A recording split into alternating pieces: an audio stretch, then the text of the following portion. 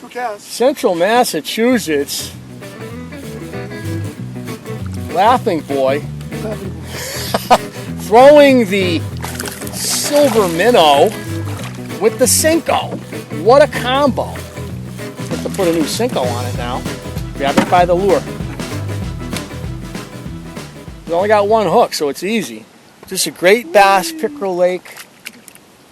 Central Mass, like the Berkshires, has dozens of beautiful small ponds.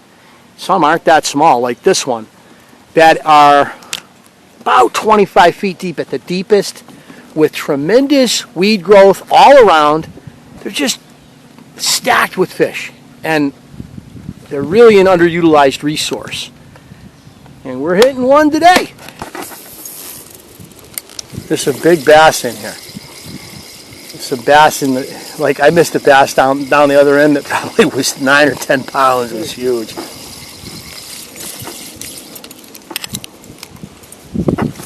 It was very upsetting.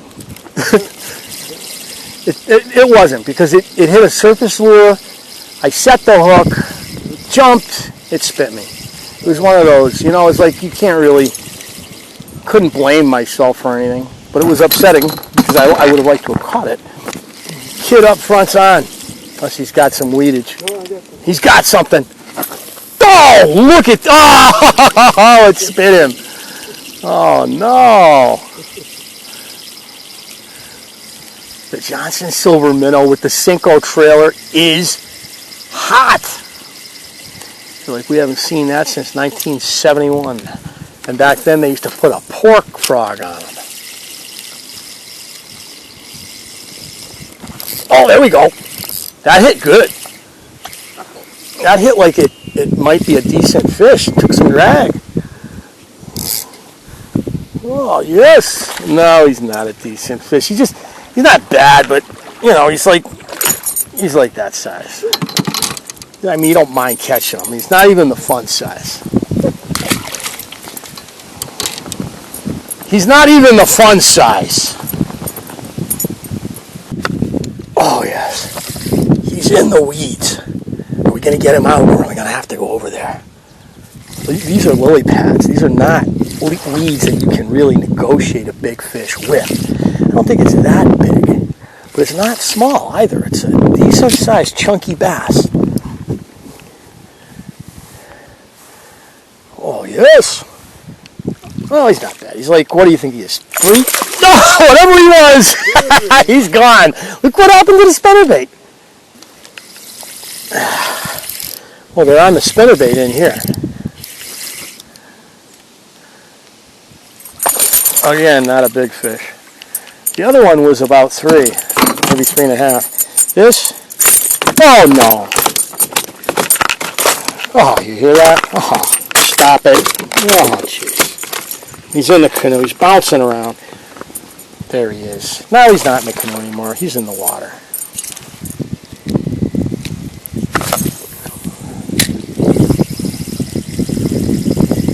There's another one. And they're hitting the burn, which I really like. I mean, that's my favorite technique. But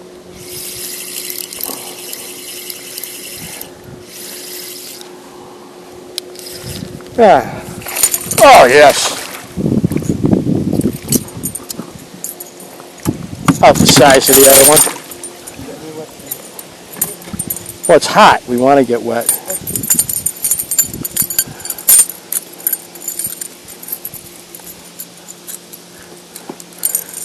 And there we go.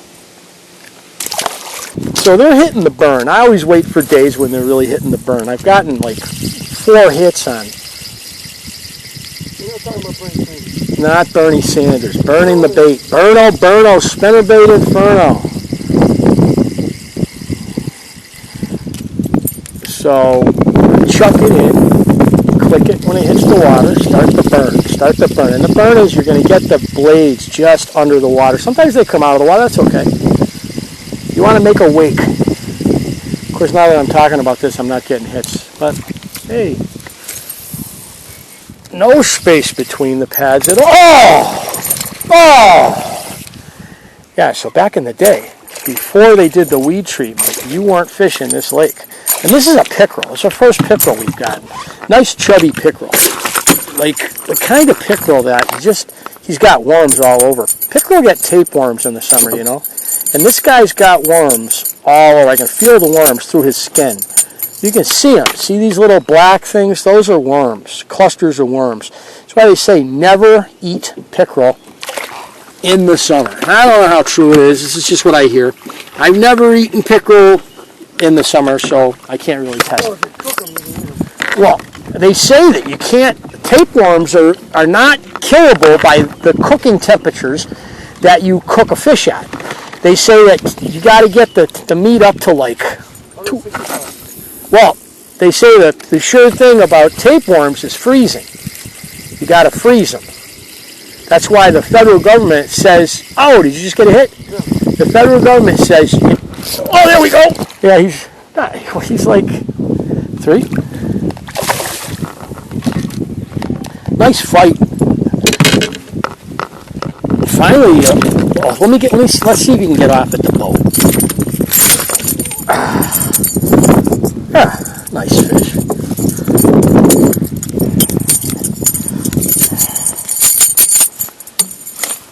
Fat guy, probably 2.5, 3. Yes.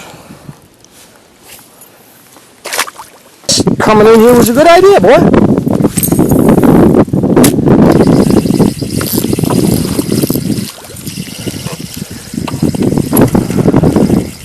Nothing but decent sized fish, boy.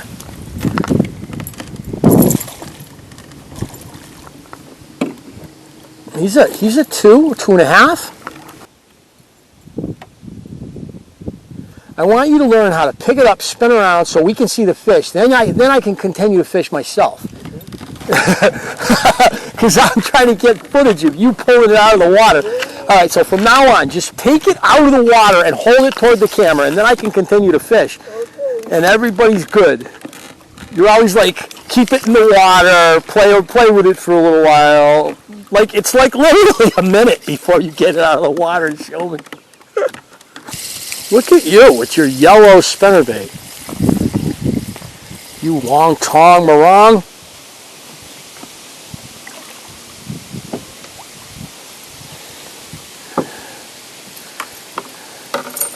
The weird yellow spinnerbait.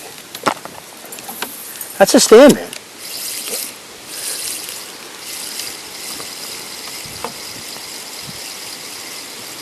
What was I thinking? Let's see it. Yes! that hit like that was one of those, well, it's not a big fish, but it hit beautiful. Boom! Kind of hit you like the hand.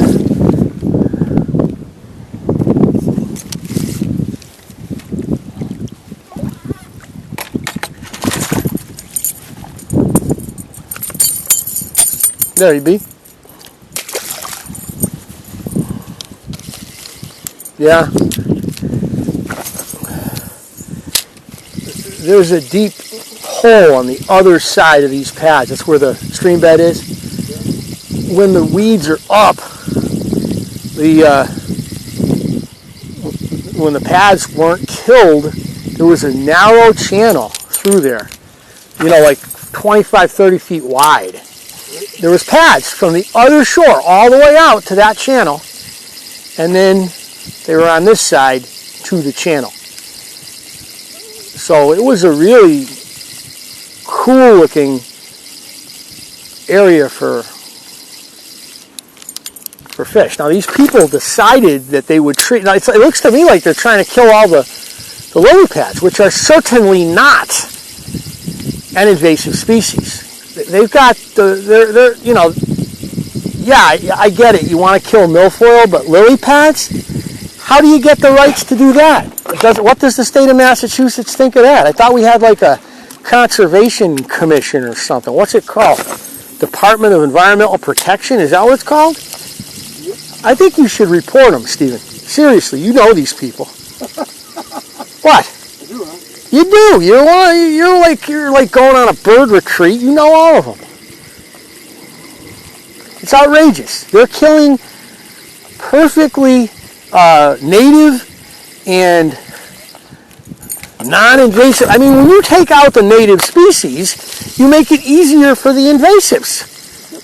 Because what they're doing is they're denuding the bottom of the roots of all of these native, like the American milfoil, like, you know, all the different lily pads that used to be in here. They're slaughtering the native plants. White lily. Yeah. Batterdock. So here we go. We got the bottom of this lake is being poisoned by these people right now. I wonder who you know, because there's only about 40 cottages on this whole lake. Like, who's the brain surgeon that came up with this idea? Oh, yeah. There's a nice little pocket right there. Is that what you were trying to do? Yes, he's on.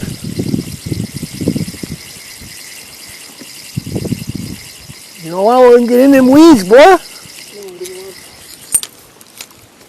No, you're fighting. No, he's just game.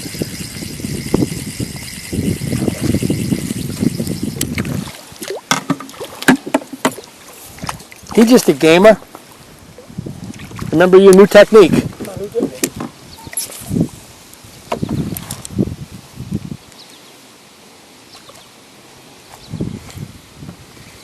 Yes! Oh, he looks like he's getting a little bit of a brawl from this fish. He's locking up his drag. Uh-oh, don't let him go around there. Oh, no. Oh, no. Oh, no. Take your time now. Bring it around here like this. Just keep circling it. Go, get it around that and go the other way. Yeah. You're going to have to do it again. Let him have slack. Oh, no. Yes! He's got a pickerel. And we had to pretty much circle the boy. Look at that pickerel. Just had his way with him. He was just mauled by a toothy critter.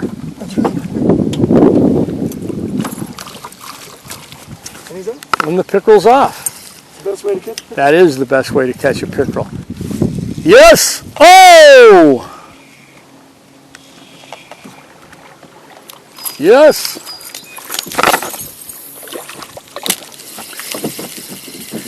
Relax now.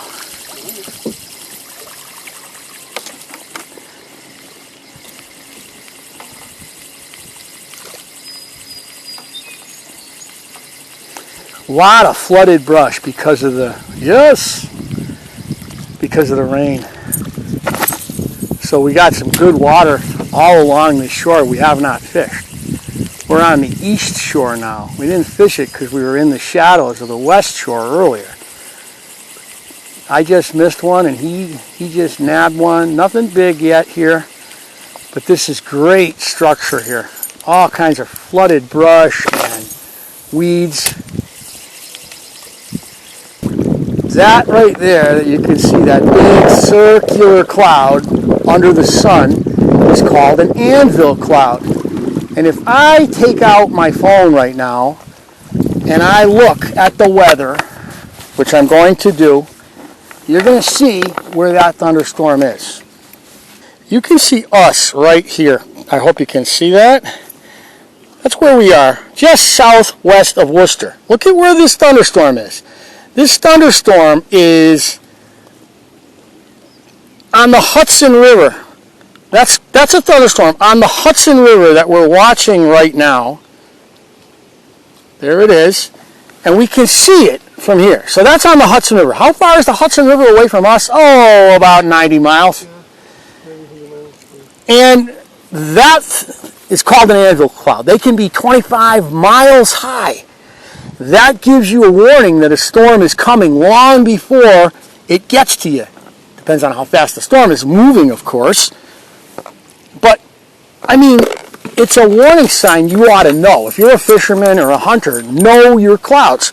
So that anvil cloud is showing us a thunderstorm 90 miles away, too far away for us to hear. And, you know, again, if it's moving 40 miles an hour like they do sometimes, it could be, you know, on us in, you know, an hour and a half, 2 hours. We would start hearing it in about an hour. He's about to be screaming in pain as lure of the year hits the water. I didn't even want to go crazy with that cast. I see dragonflies scooting around, and when you see dragonflies, you throw lure of the year. Let's say you don't see dragonflies. Let's say you see chipmunks. You throw lure of the year. Let's say you see an osprey in the air. Throw the lure of the year. Because the lure of the year does it all. Let me skip it. Let me stop it. Oh! It's lure of the year. No, I caught a piece. Oh no, see, lure of the year comes out. He hasn't gotten stuck once, but when lure of the year comes out, he's stuck. He's flustered. He flusters up. He flustered up in the front of the boat. He saw lure of the year. Lure of the year's got that kind of wide open stare going on. Like, he's appearing kind of cute. If you're a fish, just stay with it, stay with it. He looks cute. I just cast it out toward that anvil cloud knowing that your lure of the year will bring them in. There we go, lure of the year. I'm holding this pole way up in there, and I'm just going to scoop this bass right across the surface because it's all weeds right here, so I'm keeping him up. I'm giving him what you call a kneeboard ride. All right, not a big one, but lure of the year did what he does. He scored. Meanwhile, the guy up in the front of the boat, he's taking off his hat. Looking at a woodpecker. He's resorted to birding. I made lure of the year weedless by cutting off 2 of the treble. See, so it's 2 hooks and then 2 hooks, and it rides above the pads and weeds generally. He's got a nice one on here. He's got a, oh, that was about a 4 or 5 pounder right there. Darn it. It was a good fish. Beautiful, beautiful jump. I wish I had had that on camera. Hit my lure. What? Hit my lure. Beautiful fish. Unthinkable. Cast Jules out there, boy.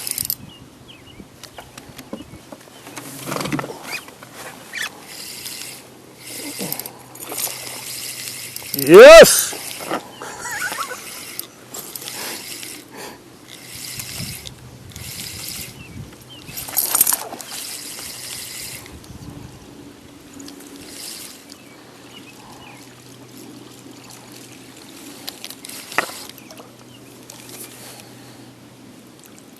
Nothing huge. But he's a good size one. Fun size.